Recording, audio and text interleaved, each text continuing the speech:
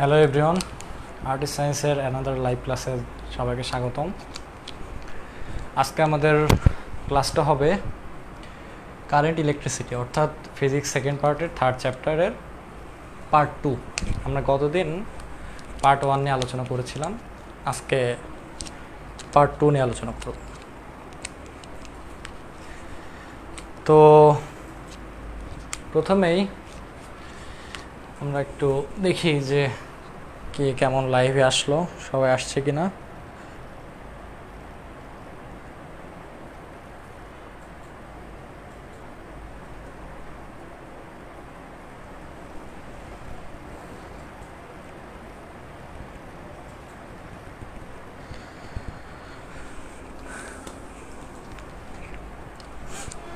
আচ্ছা, ক্লাসটা শুরু করার আগে আমি একটু আমাদের রিসেন্টলি যে ক্যাম্পেইনটা চলতেছে সেটা নিয়ে একটু কথা বলি।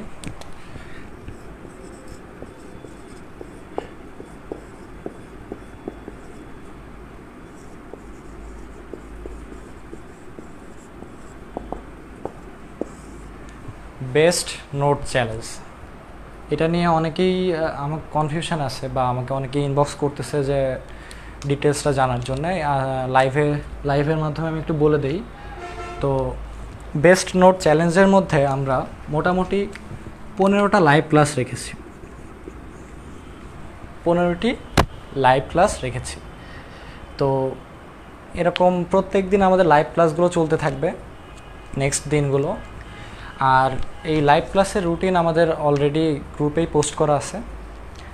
তো প্রত্যেক দিন যে লাইভ ক্লাসগুলো হবে সেই লাইভ ক্লাসগুলো তোমরা সবাই করবা, সেই লাইভ ক্লাসের একটা সুন্দর ফ্রেশ নোট বানাবা এবং এটা গ্রুপে পোস্ট করবা। এতে তোমাদের সুবিধাটা কি? তোমাদের সুবিধাটা হচ্ছে নিজেদের চর্চা করার একটা জায়গা তৈরি হয়ে থাকলো, যাতে পরবর্তীতে কখন কি ক্লাস করছি এটা গুলিয়ে না ফেলা লাগে। এর জন্য তোমাদের একটা পরিপাটি নোট থাকলো, সুতরাং তোমরা পরে উপকৃত হবা। এবং এর পাশাপাশি আমাদের এই বেস্ট নোট চ্যালেঞ্জ ক্যাম্পেইনটার স্পন্সর করতেছে জয়কলি পাবলিকেশন। জয়কলি পাবলিকেশন, তো ওনারা তোমাদেরকে এই যে 15টা ক্লাস হবে, প্রত্যেক দিন যে এক একটা করে লাইভ ক্লাস হবে, এর বিনিময়ে তোমাদেরকে সর্বোচ্চ 2 জনকে আমরা জয়কলি পাবলিকেশনসের তরফ থেকে 2টা অ্যাডমিশন ভর্তি সহায়িকা বই তোমাদেরকে প্রাইজ হিসাবে বা গিফট হিসাবে যেটাই বলো না কেন সেই হিসাবে রাখতেছি, ঠিক আছে, যাতে করে তোমাদের চর্চাটা আরও ভালো হয়। তো এই ছিল মোটামুটি বেস্ট নোট চ্যালেঞ্জ ক্যাম্পেইন। আর এই ক্যাম্পেইনের রেজাল্টটা দেওয়া হবে প্রতি সপ্তাহের শেষের দিন, অর্থাৎ এই সপ্তাহে আজকে মঙ্গলবার, শুক্রবারের দিন এই ক্যাম্পেইনটার মানে প্রথম যে উইকটা ছিল, তো ওইটার রেজাল্ট দেওয়া হবে। তারপর থেকে রীতিমতো তোমরা রেজাল্টটা পেতে থাকবে। তাহলে আর কথা না বাড়িয়ে আমরা আমাদের আজকের ক্লাস কারেন্ট ইলেকট্রিসিটি পার্ট 2টা শুরু করি।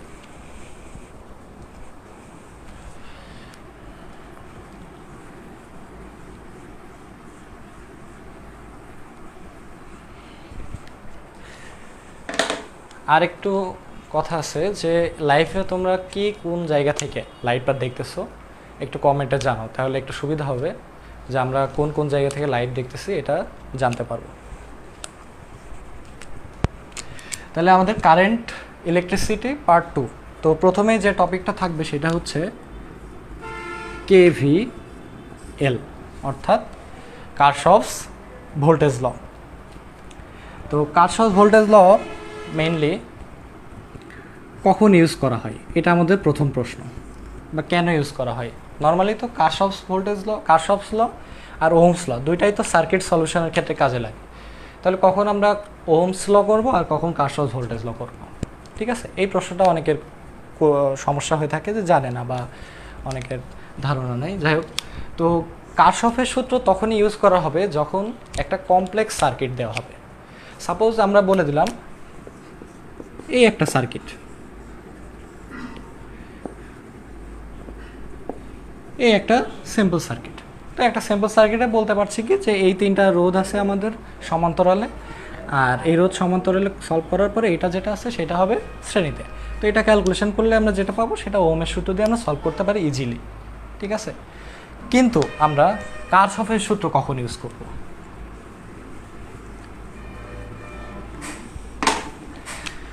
কারশফের সূত্র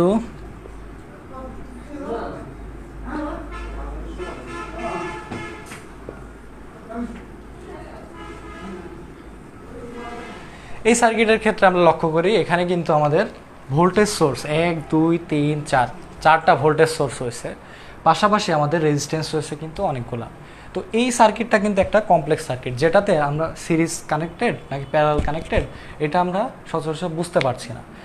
তো কারশফের সূত্র আমরা কখন ইউজ করি? যখন সার্কিটগুলো অনেক কমপ্লেক্স থাকে তখন কারশফের সূত্র ইউজ করি। আর যেটা আমরা সচরাচর দেখে থাকি ওহমের সূত্র, মানে যেগুলো অনেক সিম্পল সার্কিট থাকে আমরা সিরিজ প্যারালাল কানেকশন দেখলেই বুঝতে পারি, সেগুলোতে আমরা ওহমস ল ইউজ করি। ক্লিয়ার? তো আমরা এখন কারশফ ভোল্টেজ ল দিয়ে আমরা কীভাবে সার্কিট সলিউশন করি এটা আমরা দেখব।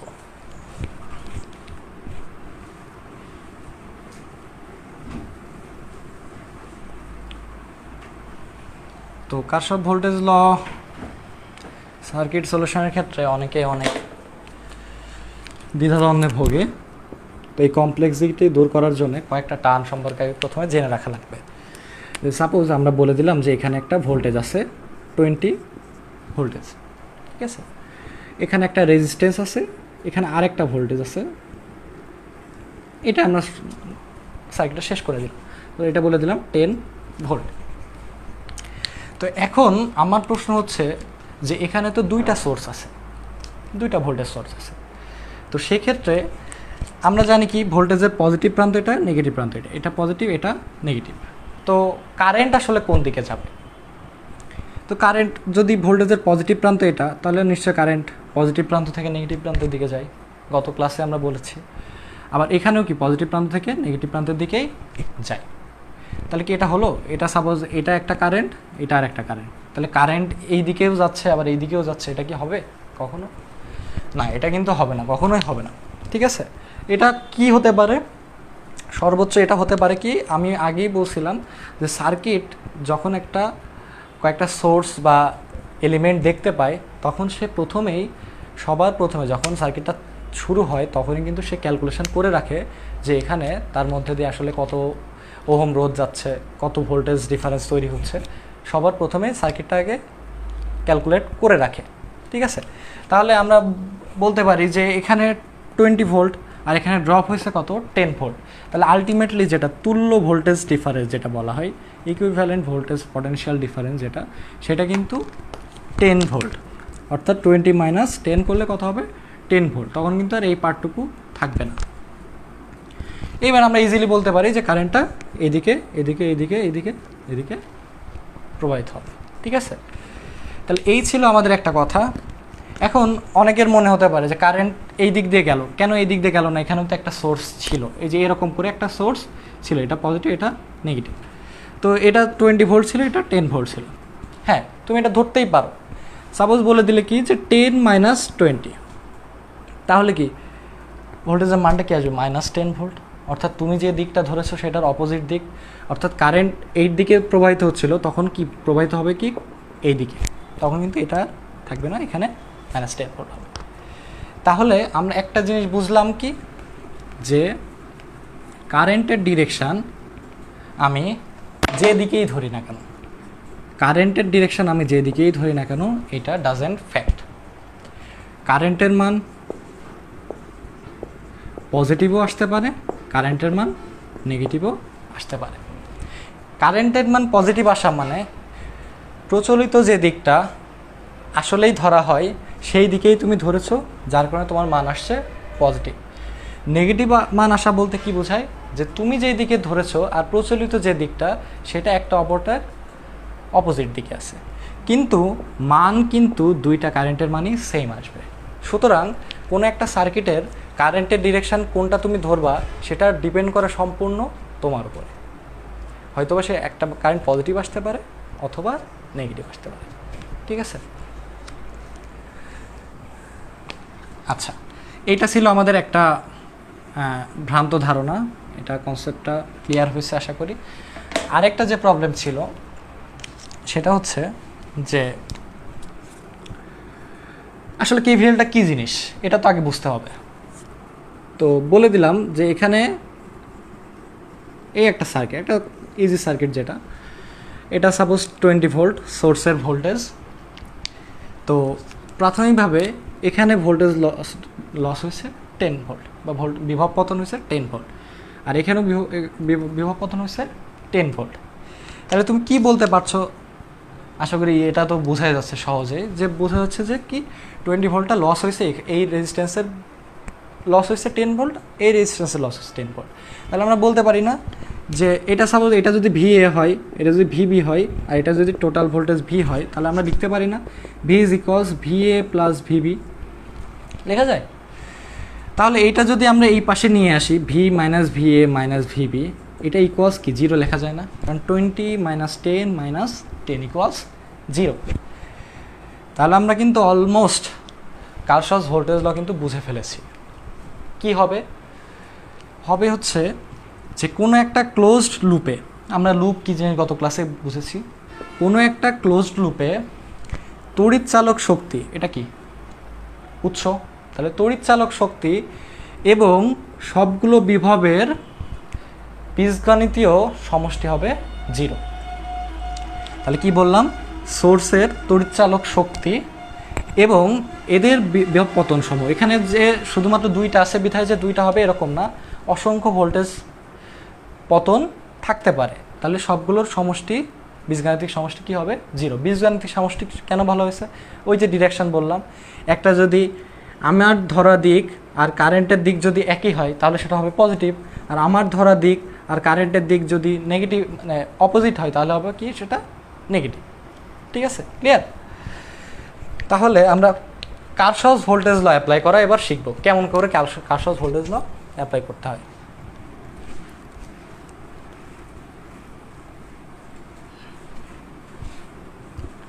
একটা বেশ বড় সড় সার্কিট নেব, কারণ আমাদের ছোট শুরু থেকে শেষ পর্যন্ত এত টাইম নাই, আমাদেরকে অনেক ফাস্ট অনেক হিউজ জিনিস জানতে হবে। সাপোজ আমি একটা ড্র করতেছি,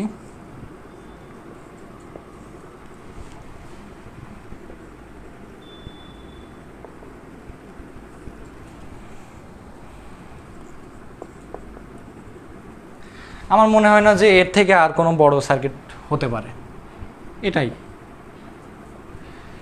এখানে তোমাদের ভ্যালু দেওয়া থাকবে, সাপোজ আমি ভ্যালুগুলো, আমি তো জেনারেল ফর্মে করব, তাই এটা ধরলাম V1, এটা R1, এটা সাপোজ বলে দিলাম, আচ্ছা এটা দিয়ে তড়িৎ চালক শক্তি হিসাবে দিয়ে প্রকাশ করি, এটা E2, এটা হচ্ছে তোমার E3, এটা R3, আচ্ছা R2 ধরলাম, এটা R3, তারপরে এটা হচ্ছে দিলাম E4, এটা R4, তারপর এটা R5, এটা E5। ঠিক আছে, তাহলে এই মোটামুটি আমাদের একটা সার্কিট। তো এই সার্কিটের ক্ষেত্রে তোমাকে কি বলবে, কারশফস ভোল্টেজ লতে কি বলবে? তোমার কারেন্টের মানগুলো নির্ণয় করতে। ঠিক আছে, তাহলে দেখো কয়টা কারেন্ট, এটা তোমাকে প্রথমে আগে অ্যাসিওর করতে হবে যে এখানে কয়টা কারেন্ট, আর তার আগে অ্যাসিওর করতে হবে যে এখানে লুপ আছে কয়টা, ক্লোজড লুপ আছে কয়টা, লুপ আছে কয়টা। যে বলতে পারবা, গত ক্লাসে আমি বলছিলাম, আলোচনা করছিলাম যে এখানে কয়টা লুপ আছে, একটু কমেন্ট করে জানাও।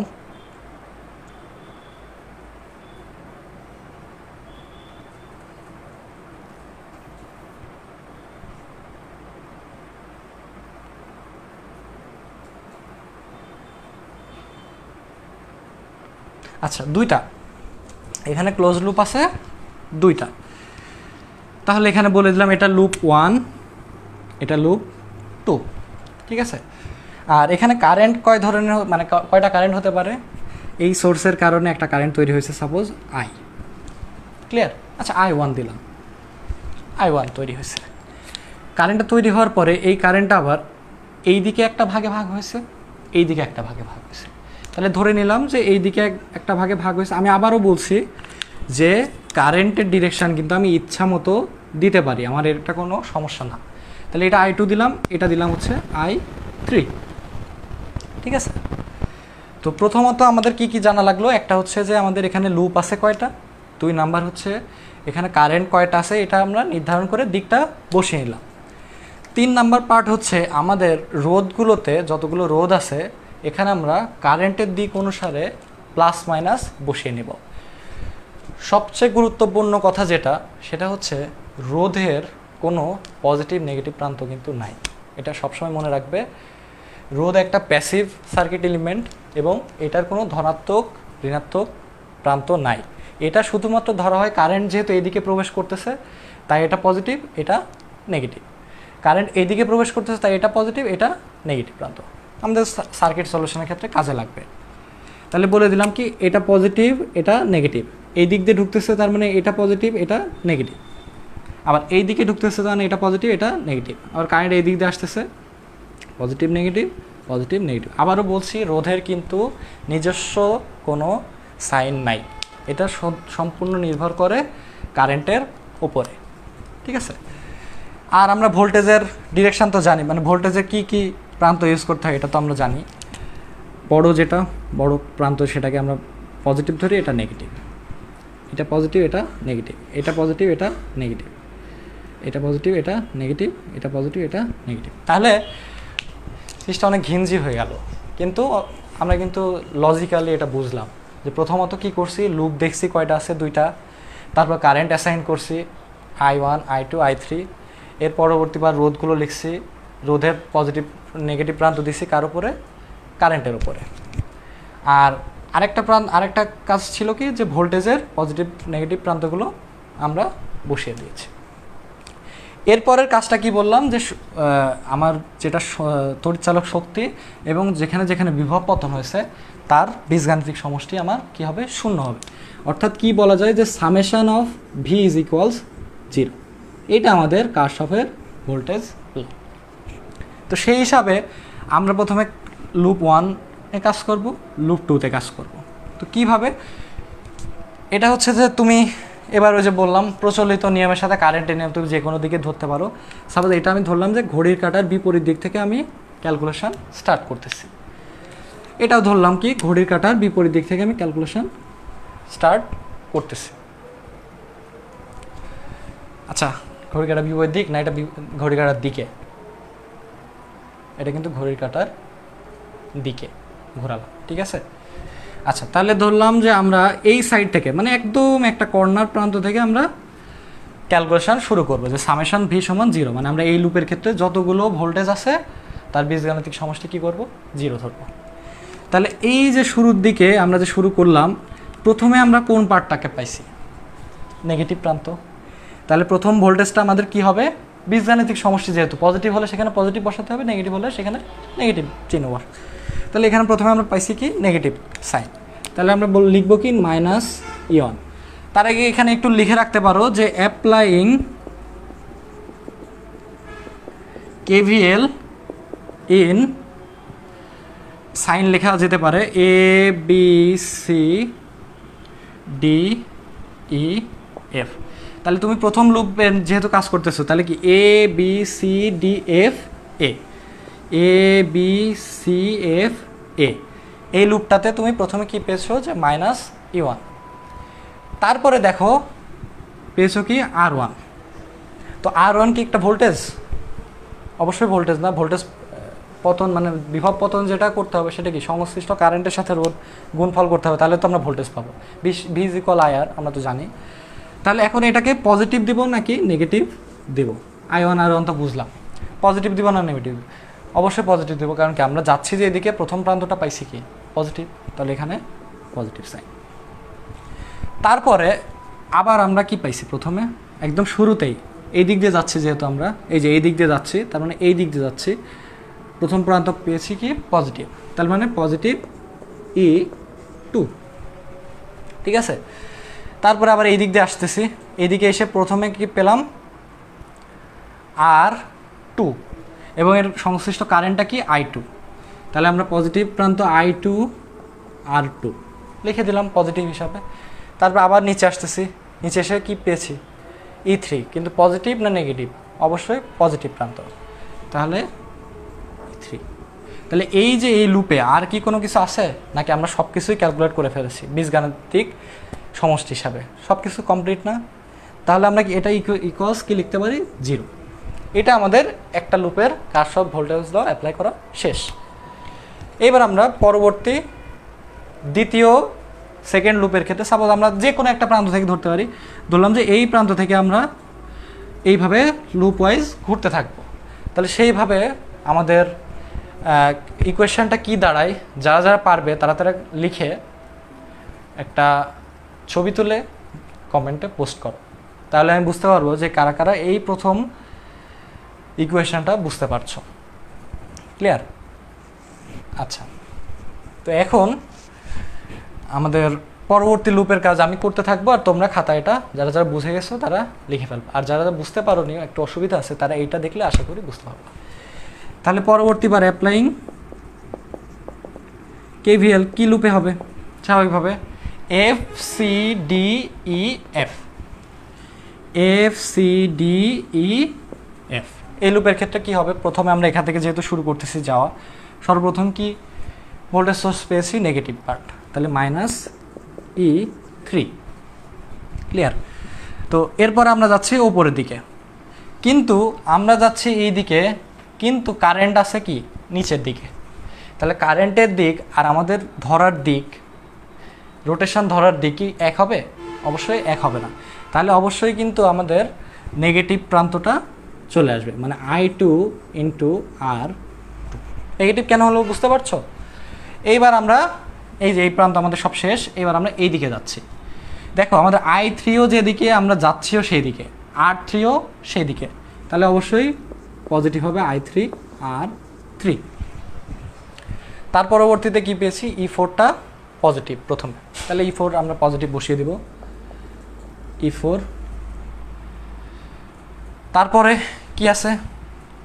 তারপরে এই যে R4 আছে, এর সংশ্লিষ্ট কারেন্টটা কত হবে? অবশ্যই I3 হবে। তাহলে I3ও যেদিকে আমাদের দিকও সেই দিকে, ডিরেকশনও সেই দিকে, তাহলে I3 R4। এর পরবর্তীবার এখানে চলে আসলাম, এখানে একটা রেজিস্ট্যান্স আছে এবং কারেন্টের মান কিন্তু এই একটাই I3, ওই দিক দিয়ে যাচ্ছি, তাহলে I3 R5। ক্লিয়ার? তারপরে তো বোঝাই যাচ্ছে এই যে I5 এর নেগেটিভ পার্টটা পেয়েছি, তার মানে -I5 = 0। দেখো এখানে কিন্তু তোমাদের এই যে এটা জাস্ট আমি জেনারেল ফর্ম লিখছি তো ভ্যারিয়েবল দিয়ে, তোমাদের এখানে কিন্তু সবগুলোর মান দেওয়া থাকবে, শুধু মান দেওয়া থাকবে না, কারেন্টের মানগুলো। অর্থাৎ তোমাকে এই সার্কিটের বিভিন্ন ভোল্টেজের মান, রোধের মান দিয়ে বলবে কি যে I1 কারেন্টের মান, I2 কারেন্টের মান এবং I3 কারেন্টের মান নির্ণয় করো। তাহলে সেই ক্ষেত্রে তোমরা কি করবা? শুধু I1 I2 দিয়ে ইকুয়েশন দুইটা বের করে রাখবে। কিন্তু আমাদের তো ইকুয়েশন দুইটা আননোন, আমাদের I1 I2 এবং I3 তিনটা আননোন। তাহলে আমরা জানি যে কয়টা আননোন ইকুয়েশন, যে কয়টা আননোন সেই কয়টা আমার ইকুয়েশন লাগবে সেই আননোনগুলো সলভ করতে। তাহলে আমাদের বোঝাই যাচ্ছে যে এখানে পরিপূর্ণ সলভ এখনও আসেনি, কারণ আমাদের ইকুয়েশন আসছে দুইটা কিন্তু আমাদের আননোন আছে তিনটা। তাহলে সেই ক্ষেত্রে কী করা যেতে পারে? সেই ক্ষেত্রে যে কোনো একটা নোডে সাপোজ আমি এই নোডটায় KCL অ্যাপ্লাই করব, কারশফস কারেন্ট ল। লাস্ট ক্লাসে আমরা কারশফস কারেন্ট লর ডিটেলস দেখেছি। সেখানে কি বলা হয়েছিল যে কোনো একটা জাংশনে যতগুলো কারেন্ট প্রবেশ করবে আর যতগুলো কারেন্ট বের হয়ে যাবে তাদের সমষ্টি সমান, অথবা অন্যভাবে বলতে পারো যে যতগুলো প্রবেশ করবে আর বের হবে এদের বীজগাণিতিক সমষ্টির মান সমান। তাহলে কি বলা যায় যে এখানে I1 এবং I1 কারেন্টটা কি হচ্ছে এই জাংশনে প্রবেশ করতেছে, আর I2 আর I3 কারেন্টটা কি দুইটাই হচ্ছে বের হয়ে যাচ্ছে না এই জাংশন থেকে। তাহলে আমরা কি বলতে পারি? I1 = I2 + I3 বলা যায়? অবশ্যই বলা যায়। তাহলে একটা ইকুয়েশন, দুইটা ইকুয়েশন, তিনটা ইকুয়েশন, তাহলে তিনটা ইকুয়েশন দিয়ে আমরা তিনটা আননোনের মান ইজিলি সলভ করতে পারবো।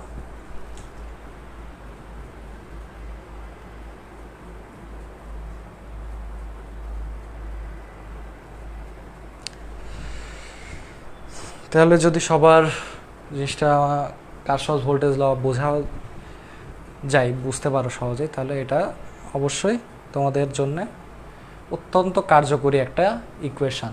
যেখানে তুমি ওহমস ল ইউজ করতে পারবা সেখানেও কারশফস ভোল্টেজ ল ইউজ করবা, যেখানে ওহমস ল ইউজ করতে পারবা না সেখানেও কারশফস ভোল্টেজ ল অ্যাপ্লিকেবল। ক্লিয়ার?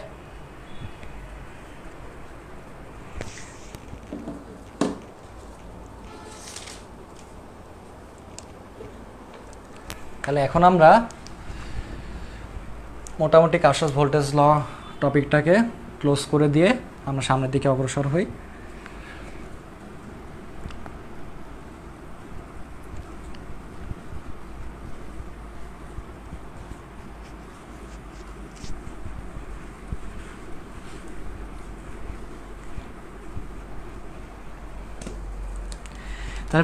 তাহলে আমাদের এখনকার টপিক যেটা সেটা হচ্ছে আমাদের পরবর্তীতে কাজে লাগবে, সেটা হচ্ছে কারেন্ট ডিভাইডার রুল আর ভোল্টেজ ডিভাইডার রুলস। অর্থাৎ কারেন্টকে ডিভাইড করবে আবার ভোল্টেজকে ডিভাইড করবে। আমরা আবার একটু ওহমের সূত্রেই চলে আসলাম, কেননা আমরা এর পরবর্তী যে টপিকটা পড়বো হুইটস্টোন ব্রিজ, ওখানে আমাদের এই জিনিসটা প্রয়োজন হবে, তো যার কারণে আমাদের এই টপিকটা এখন পড়া লাগবে। আচ্ছা, তো সবার প্রথমে বলি, সাপোজ আমরা যদি প্রথমে ভোল্টেজ ডিভাইডার রুল নিয়ে চিন্তা করি, তো সেই ক্ষেত্রে ভোল্টেজ ডিভাইড হয় আসলে কোন সার্কিটের ক্ষেত্রে বলো তো সবাই? ভোল্টেজ ডিভাইড হয় কোন সার্কিটের ক্ষেত্রে? সিরিজ সার্কিটে নাকি প্যারালাল সার্কিটে? আর কারেন্ট ডিভাইড হয় কোন সার্কিটে? সিরিজে নাকি প্যারালালে? কারেন্ট সেম থাকে কিসে? সিরিজ সার্কিটে। তাহলে আমরা অবশ্যই বলতে পারি কারেন্ট ডিভাইড হবে কিসে? অবশ্যই কিসে? প্যারালাল সার্কিটে। আর ভোল্টেজ ডিভাইড হয়, আমরা জানি কি ভোল্টেজের মান সেম থাকে প্যারালাল সার্কিটে, তাহলে ভোল্টেজ ডিভাইড হয় কি? সিরিজ সার্কিটে। তার মানে আমরা যদি একটা সিরিজ সার্কিট নিয়ে চিন্তা করি, সাপোজ এই দুইটা নিয়ে চিন্তা করলাম, এটা R1, এটা R2, আর এখানে হচ্ছে আমাদের সেই ভোল্টেজ সোর্স, ঠিক আছে? তো তাহলে অবশ্যই এখানেও কিছু ভোল্টেজ ড্রপ হবে V1। কারশফস লর প্রথম যখন আমি একটা এক্সাম্পল দিলাম তখনই বললাম যে সোর্সের থেকে কিন্তু ড্রপ হতে শুরু করে, তাহলে এখানেও একটা ভোল্টেজ ড্রপ হবে V2, ঠিক না?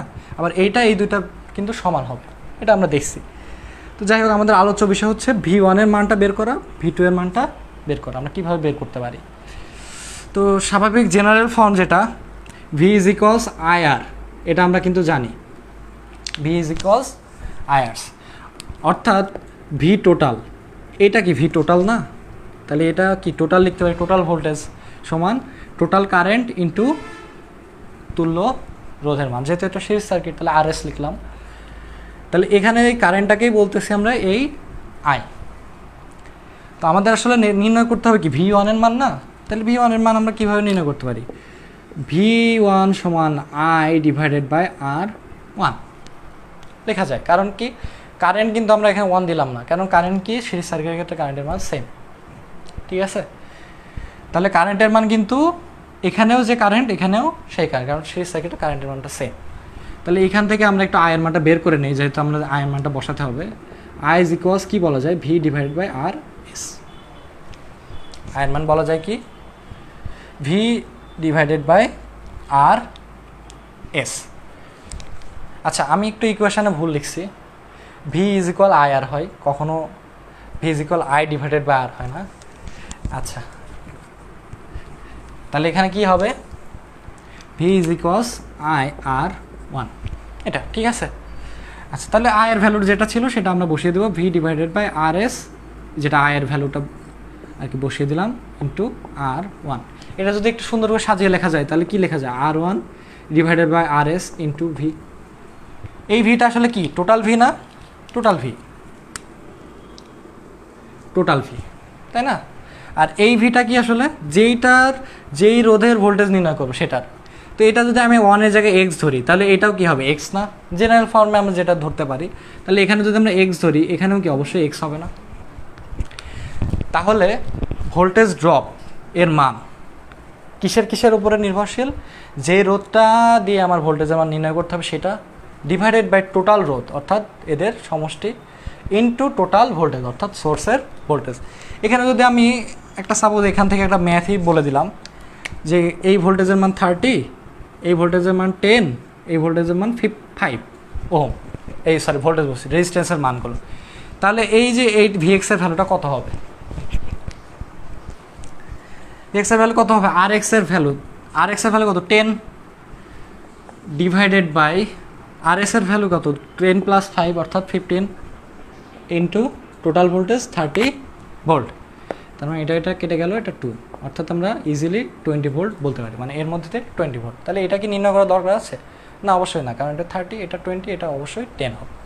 ঠিক আছে, তাহলে এইবার এটা তো আমরা বুঝলাম কি ভোল্টেজ ডিভাইডার রুল।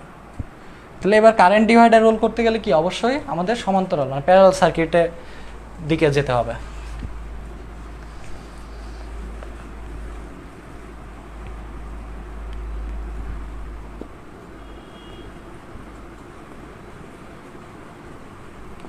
তাহলে প্যারালাল সার্কিটের ক্ষেত্রে যদি দেখি তাহলে কি হবে, সাপোজ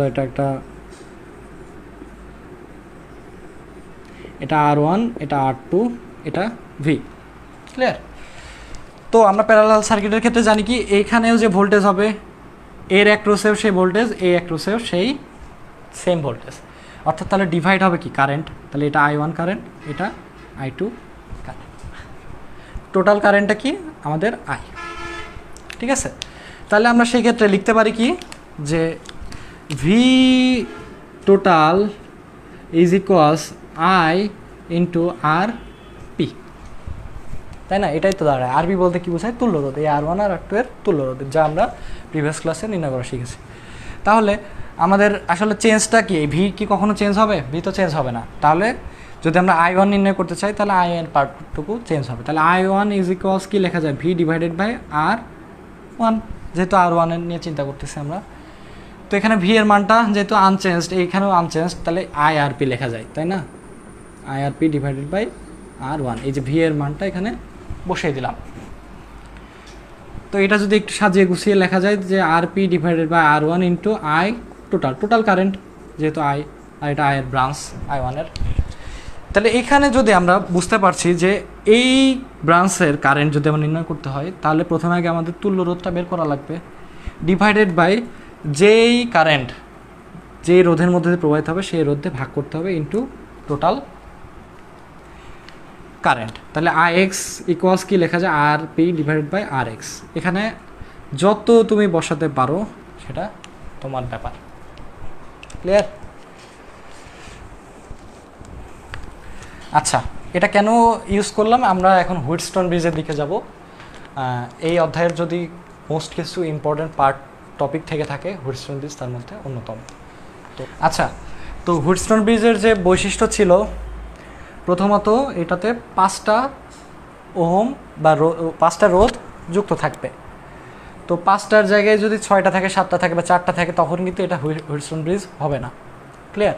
প্রথম মাথায় এটা ঢুকিয়ে না। দ্বিতীয় কথা যে বিপরীত কৌণিক বিন্দুতে, এটা তো একটা চতুর্ভুজ 4টা বাহু, বিপরীত কৌণিক বিন্দুতে একটা রোধ থাকবে যেটা নির্দেশ করবে কি এর মধ্যে দিয়ে কারেন্ট প্রবাহিত হবে কি না। আর 2টা যে বিপরীত রোধ থাকবে মানে বিপরীত বিন্দু থাকবে সেখানে একটা ভোল্টেজ সোর্স কানেক্ট থাকবে। তাহলে আমরা বলবো কি এটা হুইটস্টোন ব্রিজ।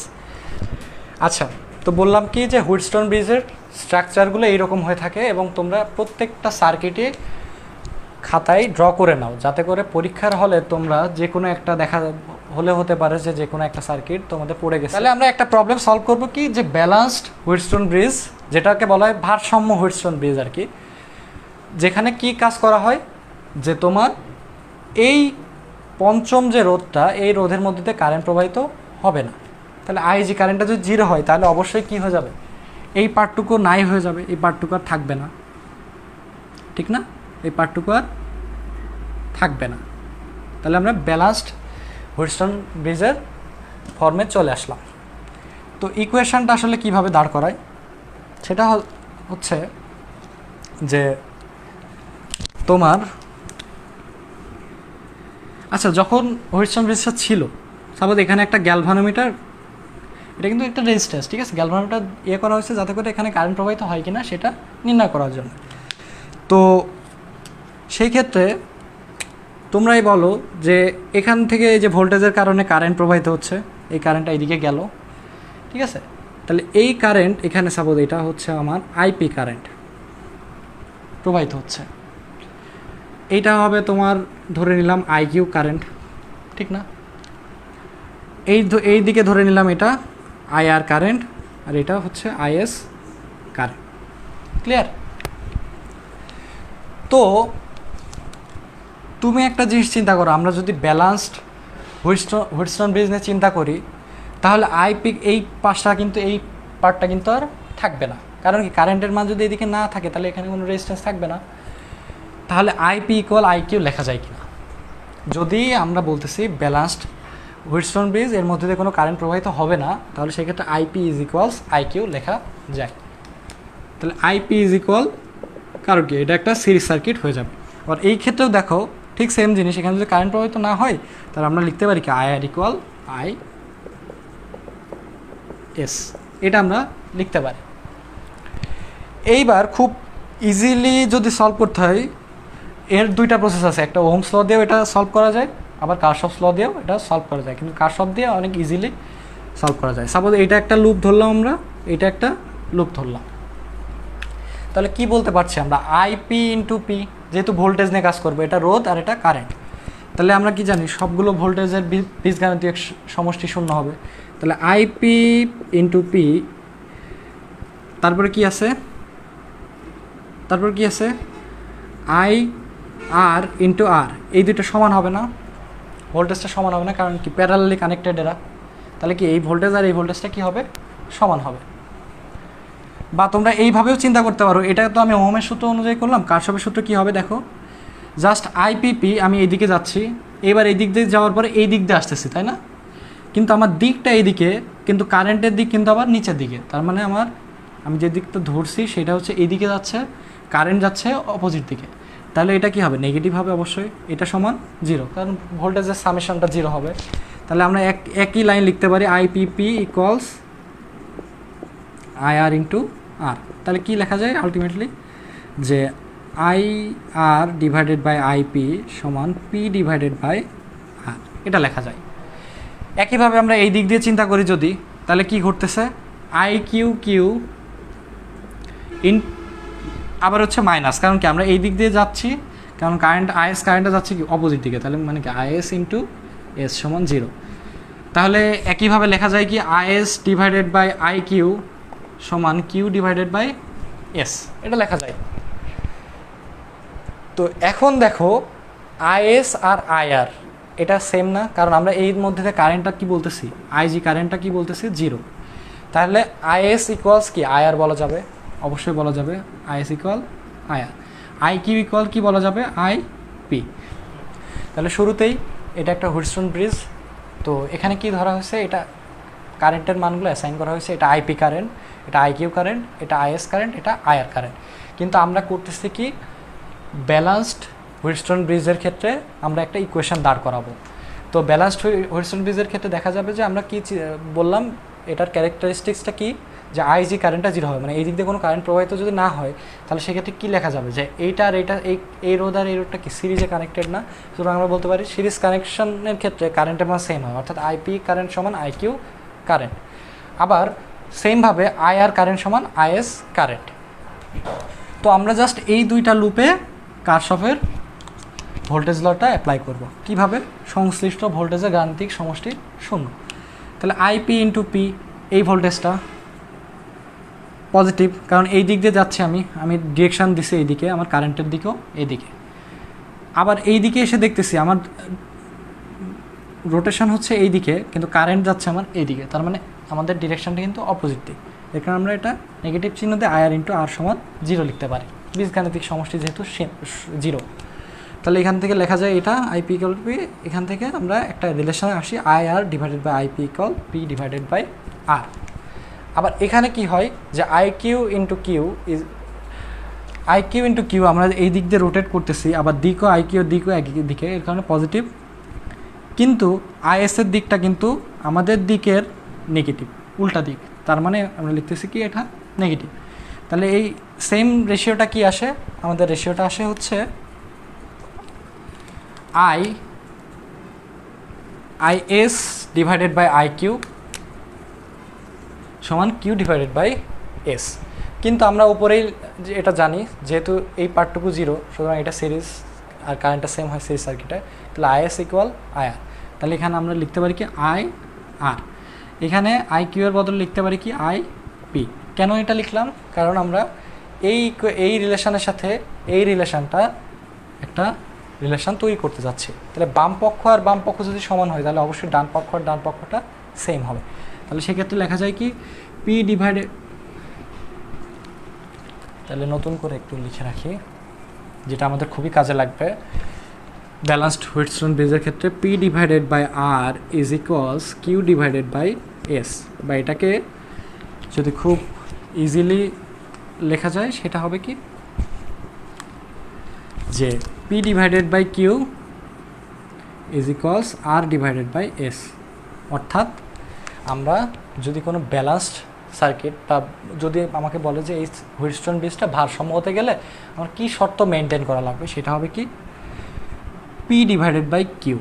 অর্থাৎ এটা যদি 1 নাম্বার রোধ ধরি, এটা যদি 2 নাম্বার, এটা 3 নাম্বার, এটা 4 নাম্বার ধরি, তাহলে কি 1 ডিভাইডেড 1-এর সাথে 2-এর অনুপাতটা, আর এখানে সাপোজ এটা 3 ধরলাম, এটা 4 ধরলাম, তাহলে 3 আর 4-এর অনুপাতটা সেম যদি হয় তাহলে সেক্ষেত্রে সার্কিটটা কী হবে, ব্যালেন্সড সার্কিট হবে।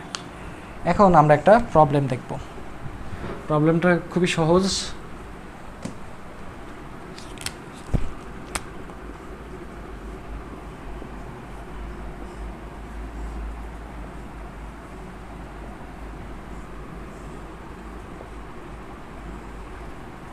এটা বলে দিলাম B20 ভোল্টেজ, আর এখানে 4 ওহম, 8 ওহম, 5 ওহম আর 10 ওহম। এটা হচ্ছে এ প্রান্ত, এটা বি প্রান্ত। তো বলা হলো যে এই সার্কিটটার এ বি প্রান্তের তুল্যরোধটা নির্ণয় করো। তো তুল্যরোধটা নির্ণয় করার ক্ষেত্রে সর্বপ্রথম আমাদের যে জিনিসটা জানা লাগবে যে এই সার্কিটটা আসলে ব্যালেন্সড সার্কিট কিনা, ব্যালেন্সড হুইটস্টোন ব্রিজ কিনা।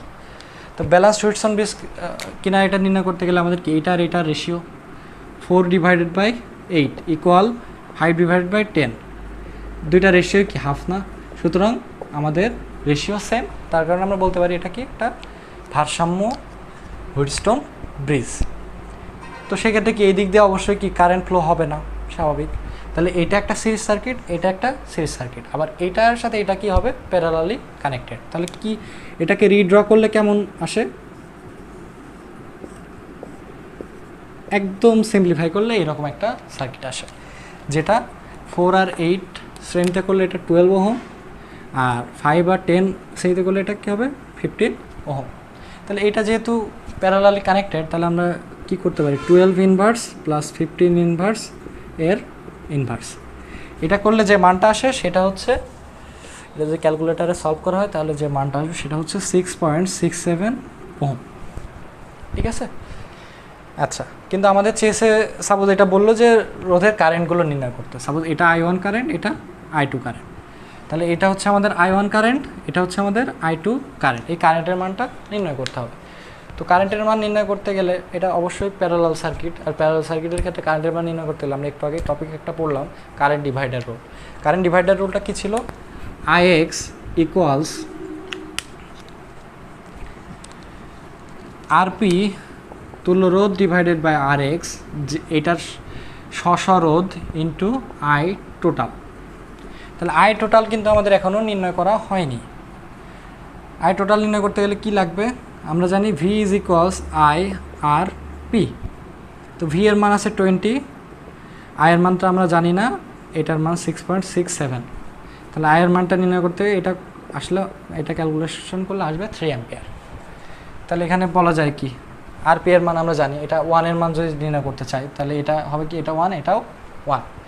তাহলে RP এর মান হবে কি 6.67, আর 1 এর মান এটা কি 12 ইন্টু I টোটালের ভ্যালু 3 অ্যাম্পিয়ার। আর I2 এর ভ্যালু কি হবে 6.67, তো এটা কনস্ট্যান্ট, ডিভাইডেড বাই I2 এর সাথে কি রোধ আছে 15 ওহম, তাহলে এটা 15 ইন্টু 3। তাহলে এইটা ক্যালকুলেট করলে যে দুইটা ভ্যালু আসে সেই দুটা ভ্যালু আমি একটু বসিয়ে দিলাম। এটা হবে, এটা ক্যালকুলেট করলে হবে 1.33 অ্যাম্পিয়ার, আর এটা ক্যালকুলেট করলে হবে 1.66 অ্যাম্পিয়ার। তাহলে এই ছিল আমাদের হুইটস্টোন ব্রিজ। এবং হুইটস্টোন ব্রিজ রিলেটেড আরেকটা প্রবলেম যদি সলভ করা যায় তাহলে জিনিসটা ক্লিয়ার হয়। সেটা হচ্ছে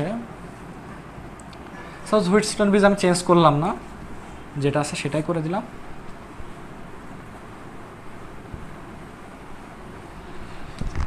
এটা হুইটস্টোন ব্রিজ, এবং বলা হলো যে এখানে 10-এর বদলে আমি একটা মান বসিয়ে দিলাম, এটা 18 ওহম। তাহলে 10-এর বদলে যেহেতু 18 ওহম দিয়েছি, অবশ্যই এটা কিন্তু ভারসাম্য অবস্থায় নেই।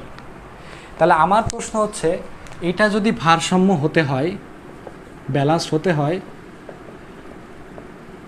তাহলে এই যে আর কি এস প্রাইমের কী রূপ পরিবর্তন করতে হবে?